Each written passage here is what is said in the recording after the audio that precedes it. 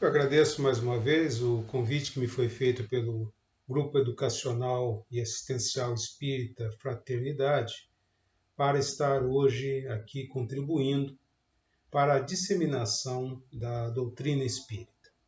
Hoje avaliaremos um texto belíssimo que consta do livro Palavras de Vida Eterna, de Francisco Cândido Xavier, pelo Espírito Emmanuel, capítulo 101, cujo título é De Acordo. Antes do texto, vamos à nossa prece inicial. Nós pedimos aos nossos mentores do plano superior um momento de profunda concentração, no qual, apartados das nossas lides diárias, possamos sorver os conhecimentos que a nós são direcionados. Que nós possamos pavimentar o nosso caminho de evolução espiritual com esses ensinamentos e, igualmente, possamos auxiliar a evolução espiritual dos nossos irmãos. Bem-vindos ao nosso encontro, que se pauta pela análise do capítulo 101, intitulado De Acordo, do livro Palavras de Vida Eterna. Nesse capítulo, somos convidados a embarcar em uma jornada espiritual profunda e enriquecedora, muito enriquecedora. Refletiremos a respeito do que a vida nos entrega a partir do que oferecemos a ela. Trata-se de uma visão inspiradora sobre a busca da verdade interior, a importância da oração e a conexão com o plano espiritual. Nos oferece uma breve jornada espiritual verdadeiramente transformadora. Esse capítulo é bem curtinho e quando eu o li, fiquei pensando a respeito de como divulgá-lo aqui para vocês. Embora curto, algumas abordagens surgiram na minha mente. Muitos caminhos me foram apresentados e sugeridos, e um deles foi o de uma analogia com o meio ambiente e como nós o estamos tratando. Nunca nos esquecendo que dele nós fazemos parte, embora às vezes não nos damos conta disso. Todas as espécies evoluem para melhor explorarem as condições em que vivem. Não apenas as condições geográficas ou as condições climáticas, mas também para explorarem as relações com outras vidas que vivem no mesmo ambiente. E talvez, sem essas relações, a vida não existiria como a conhecemos. Da delicada relação entre as abelhas e as orquídeas, bem como da dramática relação entre a leoa e a gazela. Nossa vida, nesse planeta de provas e expiação, é tanto um produto como uma contribuição para um lugar no espaço e no tempo. Nós ainda estamos tentando entender suas interconexões e quais dessas conexões são as mais vitais. Embora, diante desse amplo panorama de desconhecimento, com certeza nós sabemos que essas conexões se quebram. Basta nos lembrarmos dos dinossauros e dos vários ecossistemas que não existem mais. E nessas ondas destrutivas, muitas espécies e conjuntos naturais simplesmente não conseguiram se adaptar e morreram. Talvez agora, de acordo com alguns estudiosos, esse planetinha azul já tenha sido destruído 5 vezes. E nós, conforme esses mesmos estudiosos, estamos vivenciando a 6ª etapa de extinção e destruição em massa. Acompanhe por alguns minutos.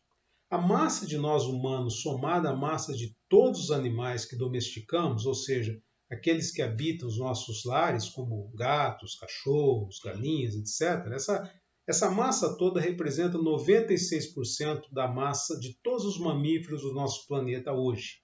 Apenas 4% fica para todo o resto, aqueles animais que não são domesticados, os elefantes, texugos, tigres, morcegos, rinocerontes, hienas, entre tantos outros. Também 70% de todos os pássaros são domesticados. Basta olhar a quantidade de galinhas que nós criamos. Então, a natureza antigamente determinava como nós sobrevivíamos. Agora, nós determinamos como a natureza sobrevive, como sobreviverá e se sobreviverá. Os nossos pensamentos geram sentimentos, e os sentimentos geram ações. Portanto, a maneira que pensamos influencia todo esse nosso mundo e tudo o que está nele.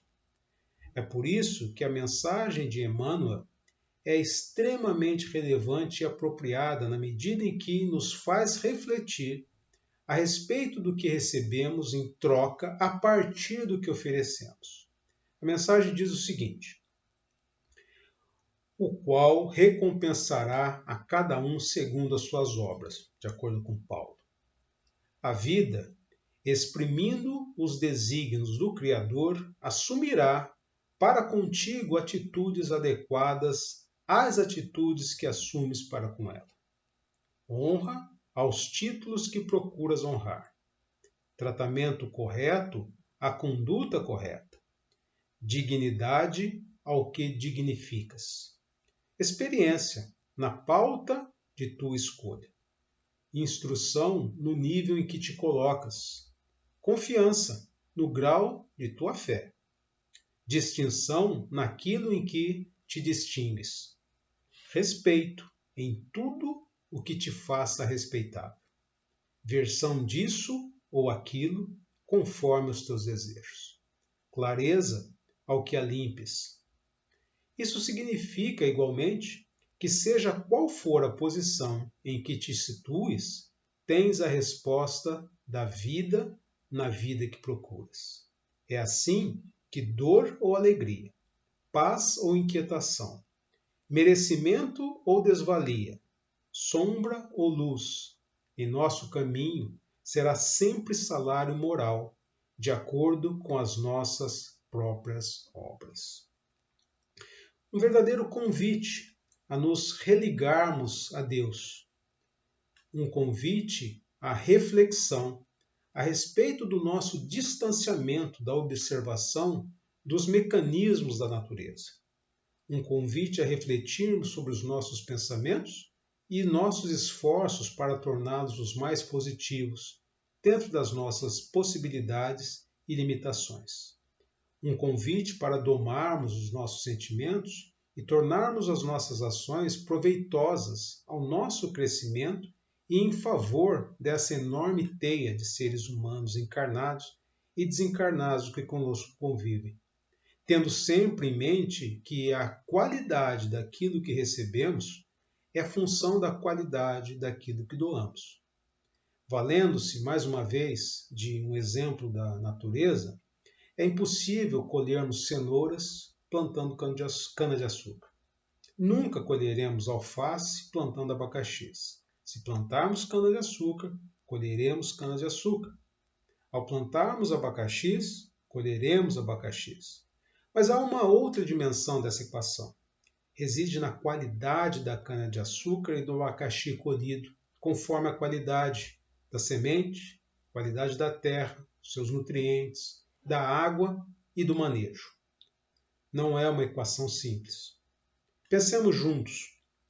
Vivemos em um ambiente onde todos falam em respeito aos outros, né? Entretanto, basta nos depararmos com pessoas que pensam de modo diferente do nosso, com diferentes valores e opiniões, que o conflito se instala e o dito respeito vai para o espaço.